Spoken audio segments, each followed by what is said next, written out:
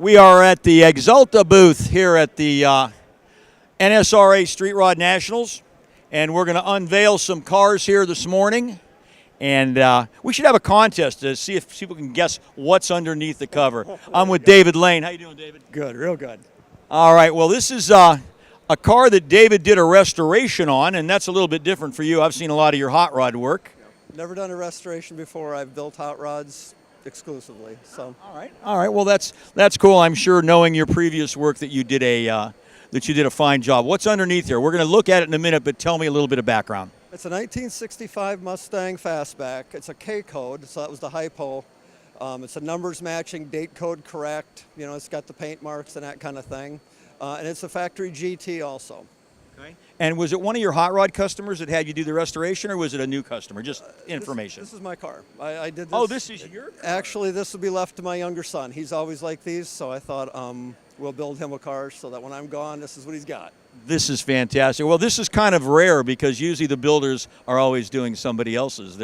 So you've got one for yourself. Well, let's get this thing uncovered. Where's Mickey Smith? He's got us doing all the work. Mickey, come on. Uncover this thing. We're doing the hard work. We're doing the heavy lifting. You get this uncovered. Here we go. And this is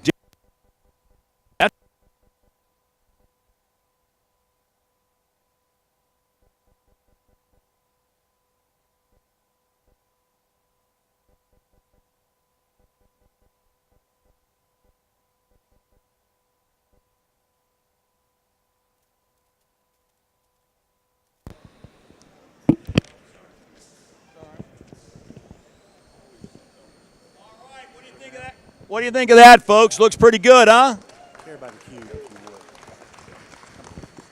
I got you. All right. This is Fast Lane Rod Shop in Donahue, Iowa. David Lane. I'm going to go out on a limb here and guess that the fit and the finish in 1965, the cars coming off the assembly line, didn't look like this. No, it's a little better. All right. I'm going to throw you a softball here. What kind of paint did you use? We used Axalta. Good job. Anything in particular? A particular, what color is it? I mean, I realize it's red. Rangoon red. We had to go with the factory colors, you know, the interior black and then the exterior's Rangoon red. So it's a correct factory color. And this is a true restoration, so this really is the way they came off the line. I mean, yes. Basically. Yeah. The only thing I changed, it's got 15-inch rims on the rear, which is easy swapped out, but it just looks so much better. Otherwise, this is factory original. Mostly factory parts, a few aftermarket parts, but mostly all factory parts. What about the motor? Oh, it's factory correct. It's very, you know, Ford only stamped VIN numbers in K code, so it's a numbers matching, date code correct. It's all accurate. Is the hood locked? No, we can open it. Let's go. Let's take a look under the hood.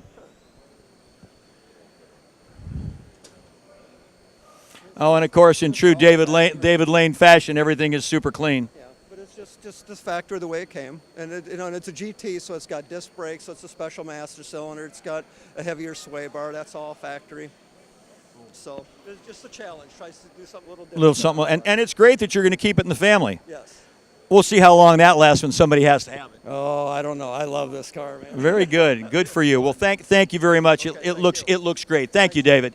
Let's move on down the row here. Everybody following me?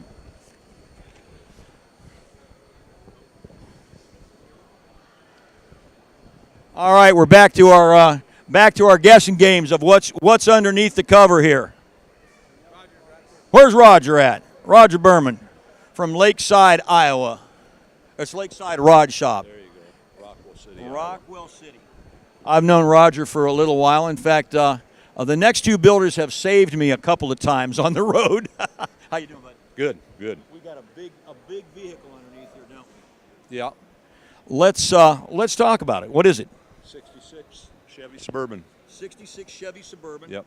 And how clean was it when you started? It was actually an Arizona car. It was pretty clean on the bottom, but had some rust around the top of it. Did you do this for one of your regular customers? Yes, sir. Okay, so it's somebody that has had hot rods before? Yeah. And you know, trucks and SUVs are so hot right now. I'm sure that's what he wanted to do. Randy Martson, Yep. A Canadian fella, Yep. from British Columbia. Well, that's great. A 1966 Chevy Suburban. Did you change everything like you normally do? Not like normal. No, it's just cleaned up. You know, we're going to use this one as a tow pig for his pickup, and so it was built, you know, with that in mind. Kind of, you know, double air front and rear, and tried to make it as cruiser friendly as we can. You know. And I'm sure it looks good. Well, we'll see. We'll find out. All right, let's pull the cover off of this one. Lakeside Rod and Rides, Rockwell City, Iowa, 1966 Chevy Suburban. Who's going to help Roger? Mickey, where are you? Oh, he's videotaping too. Well, heck, I guess I could do something besides talk, huh?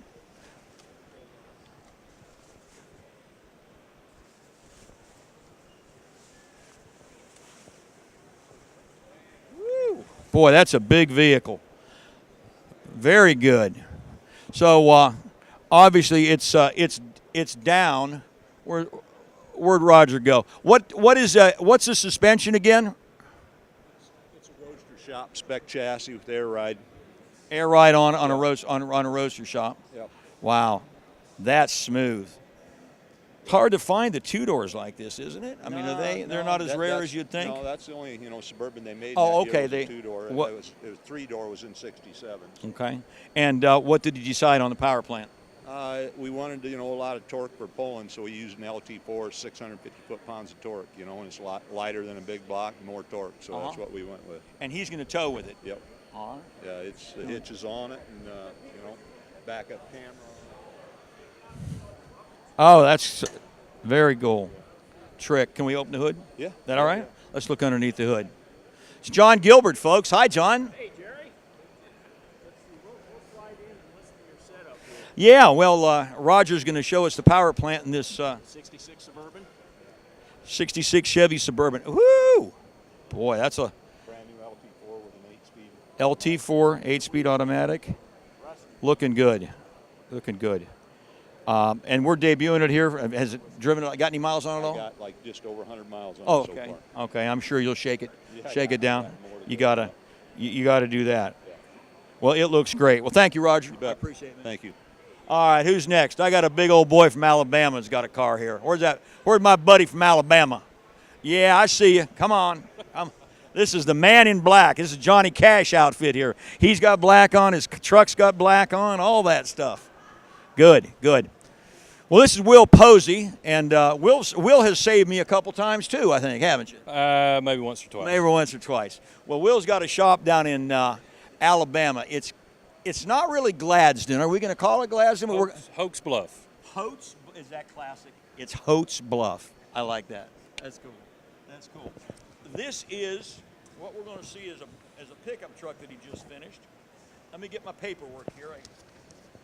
A 1940. How rare is a 42 Chevy? A 42 is pretty rare. Yeah. They look a lot like a 46, but this is a real 42. Right, right. They stopped production probably midway through 42, I would guess. I'm pretty sure that's right. Yeah, I'm not 100%, but yeah. Now, is this a build that you did for one of your regular customers? I asked that to the other builders too, just because it's interesting for us to know whether this is somebody that you had done some work for. No, I have not. This is his first vehicle that we did for him. He wanted a 42 because that's the year he was born. Okay, so he that's actually had the truck and contacted us. He's actually a local guy. He lives about 30 minutes from the shop, and brought it down to us, and we've done it. How clean was the truck when you started? What we used of the original truck is the top part of the cab and a little bit of the hood and a little bit of the front fenders. Wow.